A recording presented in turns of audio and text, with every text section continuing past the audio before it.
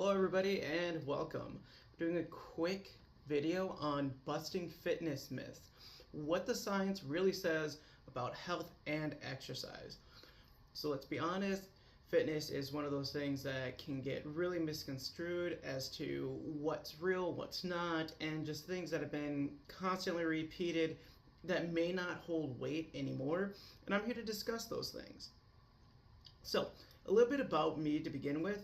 I help busy professionals feel better, move better, and live stronger lives.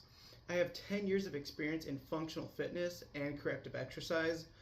I'm also a licensed massage therapist with over 12 advanced certifications specializing in functional fitness or corrective exercise. I have 3 college degrees focused on the human body. I'm a former adjunct professor and also gym owner, and I'm at it again. And my focus is making fitness simple, effective, and sustainable. So why this matters? Professionals spend long time and long hours sitting, working, typing, and doing meetings. A sedentary lifestyle, poor posture, low energy, aches and pains, all these things add up and just make life miserable for us. And the internet and media are filled with fitness misinformation. Oftentimes people think that just because they like working out, they actually know what's happening within the body and how the science works. Their intentions are well, but they're just coming from a place with a lack of information. And so my goal today is to clear up common myths, give you practical science-backed strategies to help you use right away. So the first one that we're going to dive into is cardio is the best way to lose weight. Cardio is good for heart health, but is it really the best thing to do for losing weight? Well, cardio burns calories, but it doesn't build muscle. Without strength training, weight loss often means muscle loss. So a slower metabolism, because we know that when we have more muscle on our body, our metabolism raises up, which is again equivalent to better health in that sense. And so the truth is that strength training and balanced nutrition is more effective for long-term fat loss. So you don't have to just focus on cardio to lose weight. That's what a lot of people think. It's actually a blend between strength training. Yes, you need cardio health, but also more importantly, nutrition. So a practical tip that you can have is add two to three short strength workouts each week, and for support of your metabolism and also your body composition. Now what you're doing in between those can be more of a lighter cardio day. That way you can just add in more activity throughout your week, but most importantly, taking care of your heart health. So number 2 is lifting weights makes me bulky. I cannot tell you enough how many times I've had this conversation with people, and it's just not how it works. So the myth comes from images of professional bodybuilders. That's like saying, hey, I'm afraid to work out because I'm going to be a bodybuilder or look like a bodybuilder, is equivalent to saying, hey, I'm afraid to get my driver's license because I'm nervous that I'm going to be a NASCAR driver. It just doesn't make sense. And so in reality, building large muscles takes years of intense training, strict diets, and probably a lot of drugs. And that's just for those who are at the peak of their physique, because sometimes that's what it requires, but it's taboo. Nonetheless, I digress. So here's what the truth is. Strength training actually improves bone density, boosts metabolism, and improves posture and energy. So a practical tip is thinking that strength training as insurance for aging well, because we know that if we lift weights, if we get stronger, if we do all these things, life does get easier for us. Myth number 3, no pain, no gain. That is horrible. I cannot tell you enough how awful that advice is in the context of strength training, in my opinion. So pain does not equal progress. It just means injury. So if you're feeling the burn and it's like a muscle burn, we're like, ooh, I feel the muscle working, that's fine. But if it's like, oh, it's on fire, that's not good. That's an issue, especially if it's sharp, stabby, or electrical. That's not good. You need to go talk to a massage therapist, a chiropractor, a physical therapist, or inform your trainer, hey, this is what's hurting. And so discomfort is normal when challenging muscles, but sharp or persistent pain is harmful. I always say, is it discomfort or is it pain? Discomfort means what it's described as is it's uncomfortable, it's challenging, it's pushing you a little bit, where pain is like, hey, this is stopping me. So the truth is, progress comes from consistency, not punishment.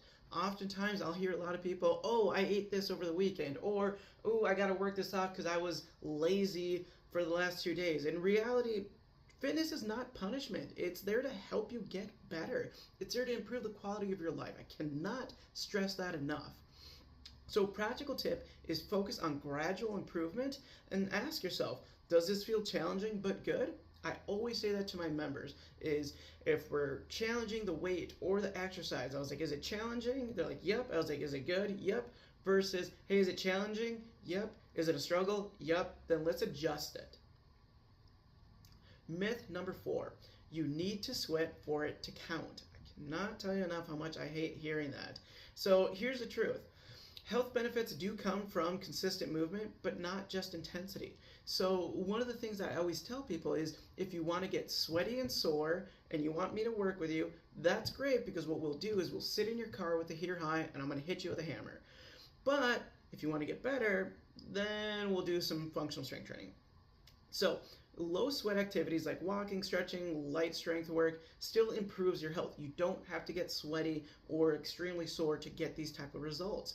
So practical benefits of actually getting a little bit of a sweat throughout a workout is it reduces stiffness, it improves blood circulation, it boosts energy, especially during long work days. So when you're adding in those light little activities that do break a little bit of sweat, that's what it's doing for you.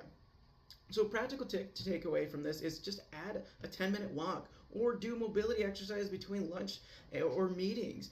It all just adds up. One of my favorite staples that I do daily is a 5-minute flow.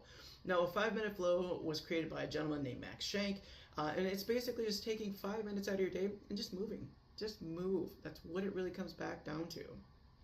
Myth number 5, you need hours in the gym. Time is the number one barrier for most people. I don't have the time. It's going to be too much to add into my schedule. But in reality, what happens is you only need 20 to 30 minutes, maybe even more or less. Our sessions usually run 45 to 35 minutes, maybe even less, just depends on what we got going on and how the energy is for the day. But you really don't need much, anything longer than that, to get the results you're looking for.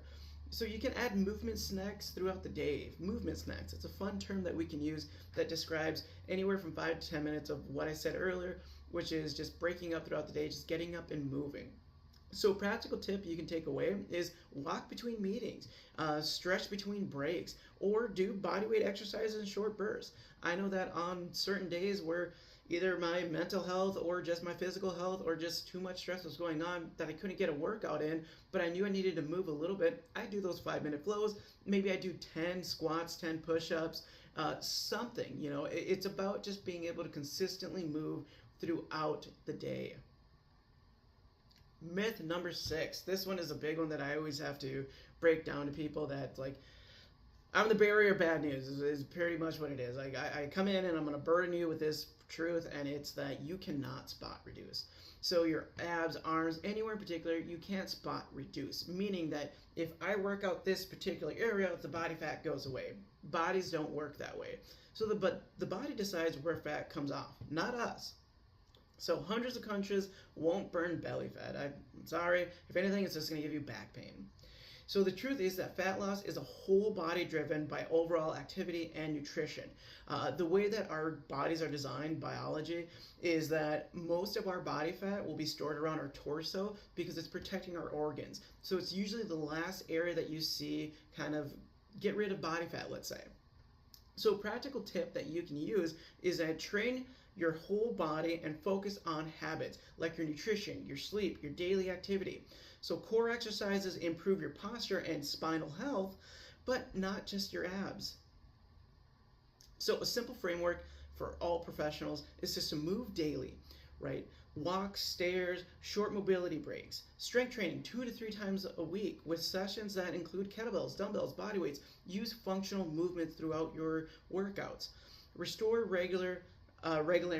And so prioritize your sleep, your recovery, and reduce your stress or manage your stress.